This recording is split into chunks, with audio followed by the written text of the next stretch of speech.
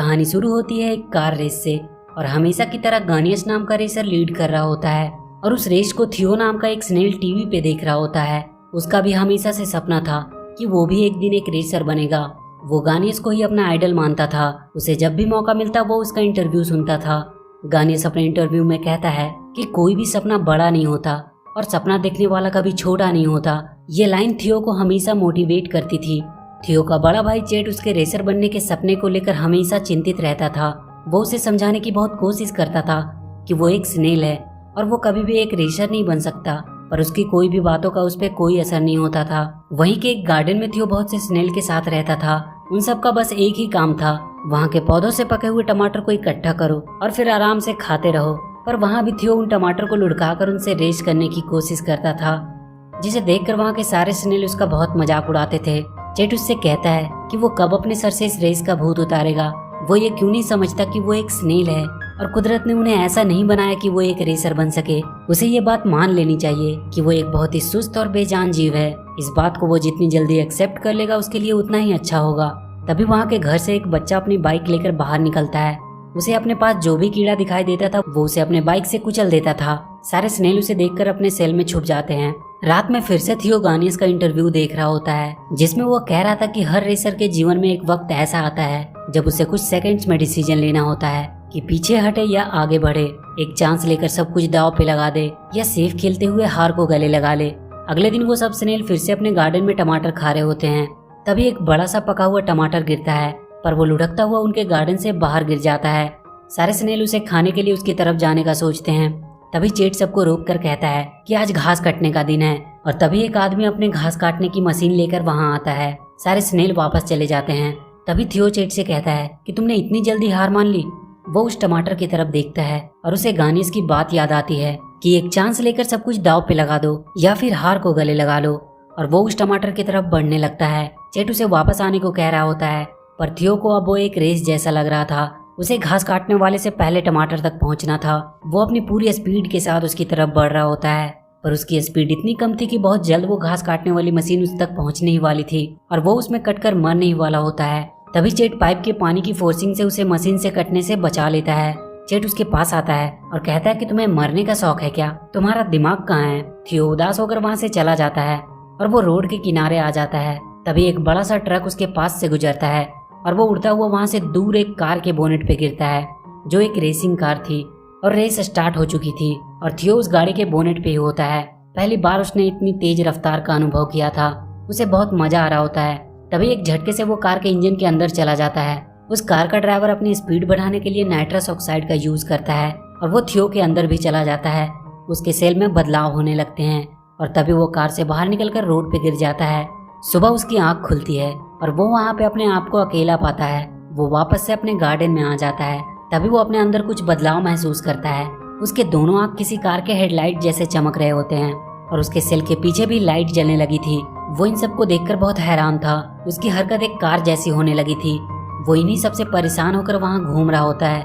तभी वहाँ वही बाइक वाला बच्चा आता है जो उसे कुचलने वाला होता है, पर वो बहुत तेजी से उससे बचकर भागने लगता है। उसकी स्पीड अब काफी बढ़ चुकी थी। वो अपनी स्पीड से उसे उसके बाइक से नीचे भी गिरा देता है। ये देखकर वो बच्चा उससे डरकर घर के अंदर भाग जाता है। थियो अपनी स्पीड देखकर बहुत खुश था। वो उस बाइक को ले जाकर उस गार्डन में टकरा देता है, जहाँ बहुत से स्नेल अपनी मीटिंग कर रहे होते हैं। उन सारे स्नेल का लीडर कार्ल थियो और उसके भाई चेट पे बहुत गुस्सा करता है और उन दोनों को अपने समाज से बाहर निकाल देता है। चेट इसके लिए थियो पे बहुत गुस्सा करता है। वो कहता है कि वो कब तक उसकी गलतियों के लिए सबसे माफी मांगता रहेगा। थियो अपने अंदर होने वाले बदलाव को उसे बताने की कोशिश करता है। तभी एक क्रो आकर चेट को अपने पंजों में उठाकर वहां से लेकर चला जाता है। थियो अपनी पूरी स्पीड से उसका पीछा करता है। वो क्रो चेट को खाने ही वाला होता है कि तभी थियो आकर उसे बचा लेता है। चेट थियो को अपने पास देखकर बोलता है कि ये उसने कैसे किया। तभी टीटू नाम का एक लड़का उन दोनों को पकड़कर अपने साथ लेकर चला जाता है। वो उन्हें लेकर एक जगह पहुंचता है जहाँ बहुत से लोग पैसा लगाकर स्नेल की रेस करवाते थे। वहाँ और भी बहुत सारे स्नेल्स थे। उन सबको एक छोटे से रेस ट्रैक पे खड़ा कर दिया जाता है और रेस शुरू हो जाती है। थियो चुपचाप खड़ा होता है। वहाँ के बाकी लोग टीटू पे हंस रहे होते हैं कि उसका स्नेल तो चल भी नहीं पा रहा है। तभी थियो अपनी फुल स्पीड में आगे बढ़ता है। उसके स्पीड से सब कुछ बिखर जाता है। वो वहाँ के आसपास का पूरा एक चक्कर लगाकर वापस आता है। सब उसे देखकर हैरान थे। चेट उसे साइड में ले जाता है और उससे कहता है कि ये तुम्हारे साथ क्या हो रहा है? लगता है तुम्हें कोई खतरनाक बीमारी हो गई है। पर थियो उससे कहता है कि उसे डरने की कोई जरूरत नहीं है, वो बिल्कुल सही है। टीटू थियो को अपने हाथ में उठा लेता है और उससे कहता है कि उसे नहीं पता कि वो कहाँ से आया है, पर वो बहुत कमाल का है। तभी टीटू का भाई उसे आवाज देता है और कहता है कि दुकान में आकर वो कुछ काम भी कर ले। उनका काम टैकोस बेचना है, ना कि स्नेल्स की रेस करवाना। टीटू अपने भाई से कहता है कि अभी तक उसने इस स्नेल की रेस नहीं देखी है, ये बहुत ज्यादा तेज है और अगर वो इसकी रेस करवाते हैं तो वहाँ लोगों की लाइन लग जाएगी और उनके सारे टैकोस भी बिक जाएंगे। उसका भाई उसे सपने देखना बंद करके काम करने को कहता है। टीटू थियो के लिए एक बेड बनाता है और उसे गुड नाइट बोलकर चला जाता है। कुछ देर बाद उसके पास वहाँ के बाकी स्नेल्स आते हैं। उन सब का हेड विप्लैश नाम का एक स्नेल होता है। वो सब थियो से पूछते हैं कि वो इतना तेज कैसे हुआ। वो उसे अपने गैंग में शामिल होने को कहता है, पर थियो उसे कहता है कि वो लोग बहुत स्लो हैं, इसलिए वो उनके गैंग में शामिल नहीं हो सकता। विप्लैश उसे उनके साथ एक रेस करने को कहता है। थियो इसके लिए मान जाता है। विप्लैश उससे कहता है कि जो सबसे पहले उस चमकते हुए स्टार तक पहुंचेगा वही इस रेस का विनर होगा। रेस स्टार्ट हो जाती है। वो सारे स्नेल दिमाग लगाकर वहां लगे तार से स्लाइड होकर जाने लगते हैं। थियो अपनी पूरी स्पीड से उनके पीछे जाता है और बहुत जल्द उनसे आगे भी निकल जाता है, पर वो वहाँ के तार के अंत में घूमता ही रह जाता है और बाकी के स्नेल उससे पहले स्टार तक पहुंच जाते हैं। विप्लैश उससे कहता है कि सिर्फ तेज होने से कुछ नहीं होता, दिमाग भी होना चाहिए। अगले दिन चेट थियो से कहता है कि तुम कब तक इस टीटू नाम के लड़के के साथ रहने वाले हो, ये तुम्हारा इस्तेमाल अपना धंधा बढ़ाने के लिए कर रहा है। तभी टीटू वहाँ आता है और कहता है कि वो थियो को किसी न किसी तरीके से सब लोग तक पहुँचाएगा और फिर उनके दुकान के पास उसे देखने के लिए बहुत भीड़ लगेगी। तभी थियो वहाँ इंडी 500 कार रेस का पोस्टर देखता है। वो पूरी तेजी से उस पोस्टर के ऊपर घूमने लगता है और टीटू को बताने की कोशिश करता है कि वो इस रेस में भाग लेना चाहता है। टीटू को उसकी बात समझ में आ जाती है। वो जाकर अपने भाई को इस आइडिया के बारे में बताता है, पर उसके भाई को स्नेल को रेस में शामिल करने का आइडिया बहुत बुरा लगता है। वो कहता है कि रेस में कुछ नियम होते हैं, वो कभी एक स्नेल को रेस में शामिल नहीं होने देंगे। टीटू कहता है कि उसने रेस के सारे नियम को पढ़ा है और उसमें ये कहीं भी नहीं लिखा है कि एक स्नेल उसमें भाग नहीं ले सकता, उसे सिर्फ रजिस्ट्रेशन कराने के $2000 चाहिए। ये सुनकर उसका भाई उससे कहता है कि उसने इतनी मेहनत से ये पैसे जमा किए हैं और वो इसे ऐसे ही बर्बाद होने नहीं दे सकता है। टीटू उसे समझाने की कोशिश करता है कि लाखों लोग उस रेस को देखेंगे और उसकी वजह से उनका दुकान भी फेमस हो जाएगा, पर उसका भाई उसकी बात नहीं मानता है। टीटू वहाँ के आसपास के दुकान वालों को पैसे देने के लिए मनाने की कोशिश करता है।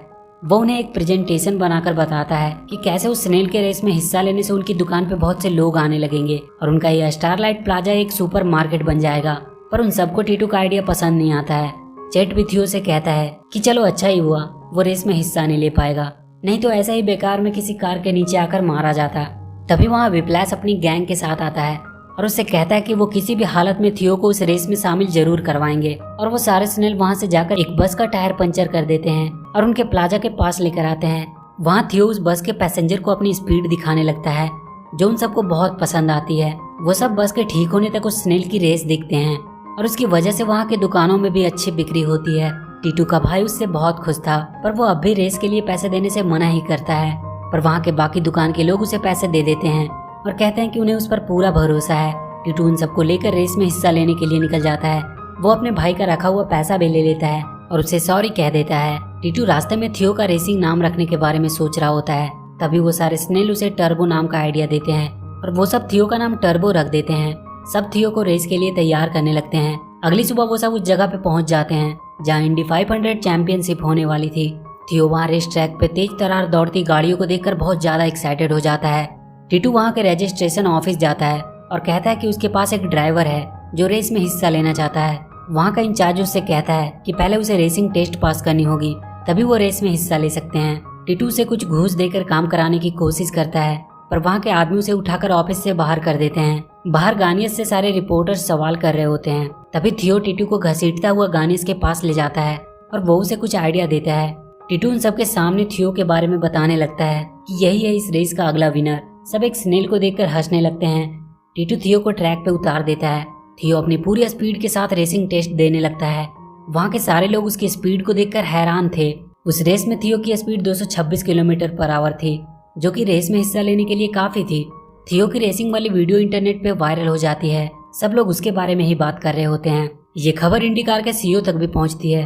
वो एक प्रेस कॉन्फ्रेंस करता है और सबको बताता है कि वो एक स्नेल को रेस में हिस्सा लेने नहीं दे सकता, पर वहाँ के सारे लोग इसके खिलाफ प्रोटेस्ट करने लगते हैं। तभी गानियस भी कहता है कि कोई भी रेसर छोटा या बड़ा नहीं होता, इसलिए उस स्नेल को भी रेस करने का पूरा हक है। इंडिकार के सीईओ को भी उनकी बातें माननी पड़ती है। सब लोग बहुत खुश हो जाते हैं, पर चेट अभी भी उदास था। रात में थियो उससे बात करता है कि वो उसके रेस में हिस्सा लेने से खुश क्यों नहीं है। चेट उससे कहता है कि उसे उसकी परवाह है, वहाँ रेस में बहुत सारी गाड़ियाँ होगी, वो उनका मुकाबला नहीं कर पाएगा। पर थियो उससे कहता है कि उसे अपने आप पे भरोसा है और काश वो भी उस पर थोड़ा भरोसा करता। ये बोलकर वो वहाँ से चला जाता है और वो गानियस के गैराज में पहुँचता है। वहाँ उसकी कार को देखकर उसे उससे प्यार हो जाता है। वो उसके जीते हुए चैंपियन कप को देखने लगता है। तभी वहाँ गानियस आता है और उसे कहता है कि कहीं उसकी नज़र उसके कप पे तो नहीं है। वो थियो को अपने हाथ में उठाकर कहता है कि कितना छोटा है वो, इसलिए सब लोग उसे रेस करते हुए देखना चाहते हैं। बहुत सारे लोग इस रेस को देखने के लिए आएंगे, पर हमेशा की तरह जीतना तो उसे ही है।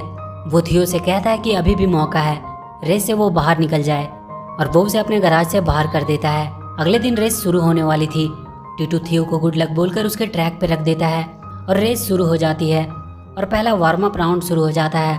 थियो देखता है बहुत से लोग उसे देख रहे हैं। वो अपनी पूरी स्पीड से आगे बढ़ने लगता है, पर वहाँ इतनी सारी गाड़ियों के आसपास होने से वो बहुत घबरा रहा था। वो कई बार तो कार के नीचे आते आते बचता है। देखते ही देखते 30वां लैप शुरू हो जाता है। थियो अपनी टीम के पास रिफ्रेशमेंट के लिए आता है। विप्लैश और उसकी सारी टीम उसका अच्छे से मेंटेनेंस करते हैं। विप्लैश उससे कहता है कि वो एक कार नहीं है बल्कि एक स्नेल है, इसलिए वो एक स्नेल की तरह रेस करे, ना कि एक कार की तरह। वो फिर से रेस में शामिल हो जाता है और इस बार वो कॉन्फिडेंट लग रहा था। वो अपने आगे की कार्स के नीचे से निकलकर उनसे आगे निकल रहा था। ये देखकर सारे लोग उसका हौसला बढ़ाने लगते हैं। चेट भी उसे देखकर अब खुश हो रहा था। बहुत जल्द थियो की टक्कर गानिस के कार से होने लगती है। दोनों एक दूसरे से आगे निकलने की कोशिश कर रहे होते हैं, पर तभी आगे निकलने के चक्कर में ट्रैक पे पड़े टायर के कुछ टुकड़ों से टकराकर थियो वहाँ की रेलिंग से जाकर टकरा जाता है। उसे बहुत चोट आती है, उसका सेल भी डैमेज हो जाता है। टीटू और उसके लोग उसे रेस से बाहर कर देने को कहते हैं, क्योंकि अगर एक और चोट लगी तो ये बर्दाश्त नहीं कर पाएगा और इसकी जान भी जा सकती है। पर थियो को अब वो सारी गाड़ियाँ एक टमाटर जैसी लगने लगती है और वो अपनी पूरी स्पीड के साथ रेस में आ जाता है और बहुत जल्द वो गानिस के कार के पास पहुंच जाता है। बीच बीच में उसका पावर खत्म हो जा रहा था, पर वो हार नहीं मानता है और वो बहुत जल्द गानिस के कार से भी आगे निकल जाता है। फाइनल लैप अब शुरू हो चुकी थी और थियो सबसे आगे चल रहा होता है। गानिस उससे किसी भी हालत में आगे निकलने की कोशिश करता है और इसी चक्कर में वो भी उन टायर के टुकड़ों की तरफ चला जाता है और उसकी कार आउट ऑफ कंट्रोल हो जाती है। पर वो अपने हाथ से थियो का सेल के ऊपर का हिस्सा निकाल देता है। सारी कार्स वहाँ गानिस के एक्सीडेंट से ट्रैक पे ही रुक जाती है। थियो भी घायल होकर वहीं गिरा था। उसका सेल टूट चुका था, वो अब आगे नहीं बढ़ पा रहा था, पर वो अपने मंजिल के इतने करीब आकर हार नहीं मानना चाहता था। वो अपनी धीमी स्पीड से ही आगे बढ़ने लगता है। उसके हार न मानने वाले हौसले को देखकर वहाँ के सारे लोग उसका हौसला बढ़ाने लगते हैं। गानिस भी अपनी टूटी कार को हाथ से ही खींचकर फिनिशिंग लाइन तक लाने की कोशिश करने लगता है। वो किसी भी हालत में थियो को रोकने की कोशिश करता है, पर थियो सेल के अंदर घुसकर लुढ़कता है और फिनिशिंग लाइन को पार कर जाता है। वो ये रेस जीत चुका था। सारे लोग बहुत खुश हो जाते हैं। थियो को चैंपियन कप दे दी जाती है। टीटू और वहाँ के बाकी सभी दुकान की किस्मत अब बदल चुकी थी, क्योंकि उनका वो प्लाजा अब फेमस हो चुका था। थियो का टूटा हुआ सेल भी अब रिकवर हो चुका था और उसका पावर भी वापस आ चुका था। और इसी के साथ ये मूवी यहीं खत्म हो जाती है। तो वीडियो अगर अच्छी लगी हो तो please do like and share the video and please subscribe to my channel and press that bell icon